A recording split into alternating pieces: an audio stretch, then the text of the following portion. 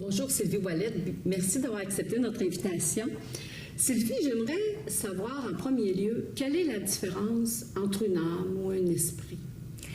C'est une grande question auquel je vais apporter quelques éléments parce que d'un auteur à l'autre, c'est une question de vocabulaire.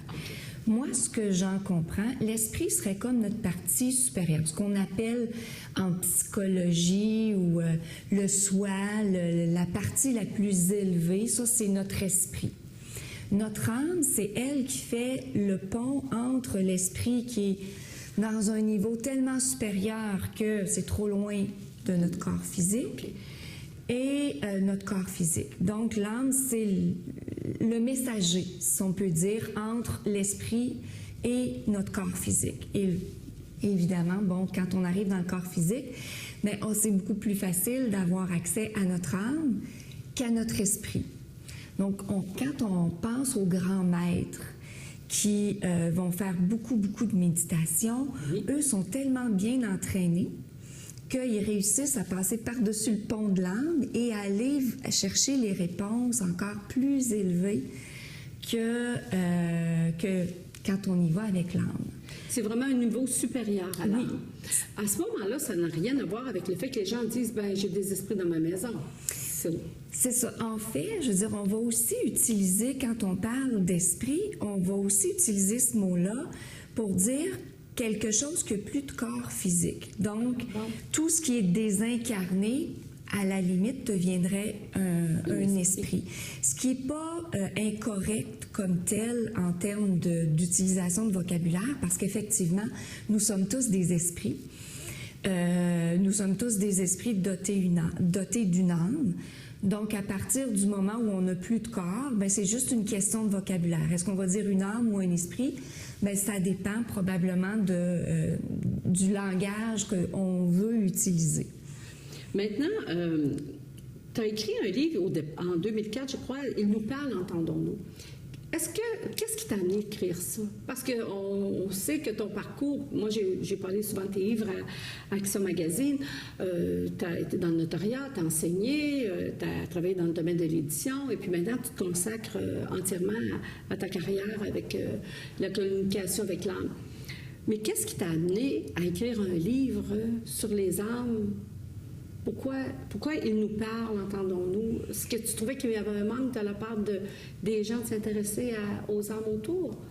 Bien, en fait, le livre, je l'ai écrit beaucoup parce que moi, quand j'ai commencé à vivre des expériences, quand les âmes ont commencé à venir me demander de l'aide, ça a été pour moi une grande surprise. J'étais une personne très rationnelle, très cartésienne. Et c'est à travers la méditation, parce que je cherchais à être bien dans ma vie, que j'ai commencé à méditer, non pas pour communiquer. À travers la méditation, les âmes ont commencé à venir me demander de l'aide. Mais au départ, moi, je ne savais rien, je n'avais jamais lu là-dessus. Bon, je me disais que la vie après la mort existait, mais c'était à peu près la seule notion que j'avais jusque-là sur ce qui se passait de l'autre côté. Et j'ai cherché des réponses dans un livre qui pouvaient me rassurer sur les phénomènes que moi je vivais. Puis j'ai pas nécessairement trouvé de livres sur ce sujet-là. J'ai trouvé beaucoup de livres où il y avait des médiums qui racontaient les communications avec des âmes.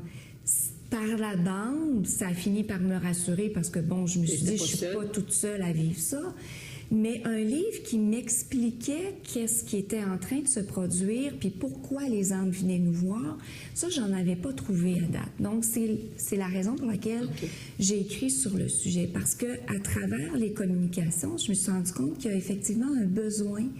Les âmes veulent venir nous communiquer avec nous parce qu'elles ont un besoin. Elles ont, entre autres, le plus gros besoin, c'est qu'on les accompagne dans cette traversée-là. Anciennement, les rituels funéraires étaient faits de façon à soutenir l'âme beaucoup plus longtemps qu'aujourd'hui. Aujourd'hui, les rituels funéraires sont courts. Quand j'étais notaire, moi, une des choses qu'on m'a le plus souvent demandé, c'est fais mes funérailles marque que ce soit le plus court possible. Donc, il y a une tendance dans notre société à rétrécir les funérailles parce qu'elles sont mal comprises.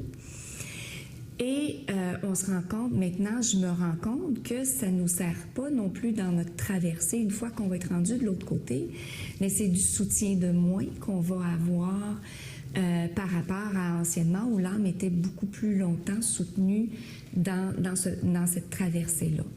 Tu dis ça, puis ça me fait penser à ce que c'est vrai aussi qu'on ne porte plus le deuil. Autrefois, les gens portaient le deuil 6 mois, 1 an, dépendamment de qui était décédé. Mais maintenant, il n'y en a plus. Là. Le lendemain, le surlendemain, c'est terminé. Oui. Donc, c'était nécessaire Mais ça a une double utilité, hein, le fait d'avoir des repères pour célébrer et pour souligner un passage aussi important. Première utilité, c'est pour ceux qui restent. Vous savez, anciennement, quand on mettait du noir pendant un certain nombre de temps, justement pour porter le deuil, mais à chaque fois qu'on croisait une personne qui était habillée en noir, on était sensible à ce qu'elle vivait.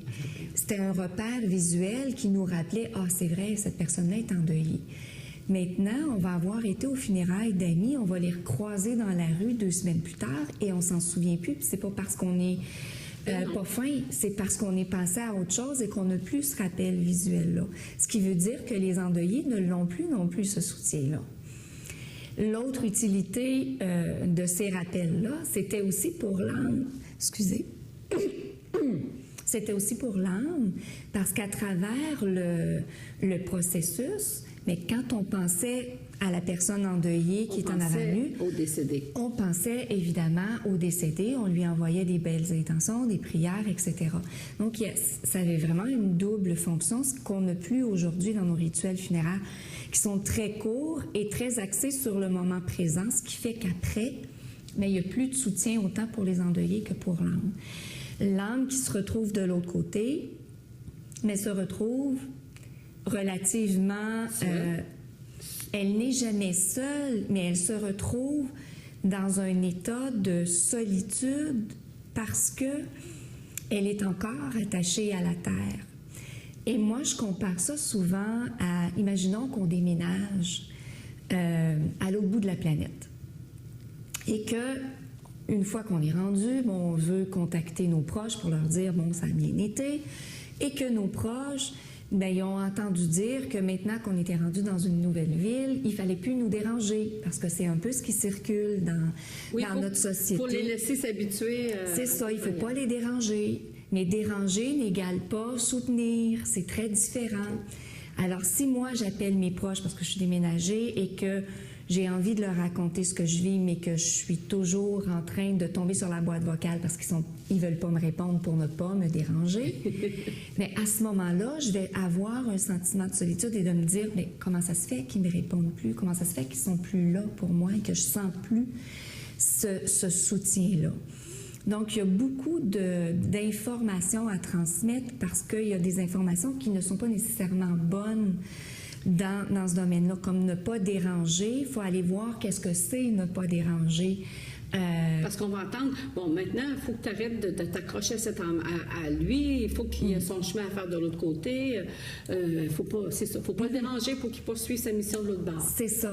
Mais entre déranger et ne plus se préoccuper, c'est 2 choses complètement différentes. Et du point de vue de l'âme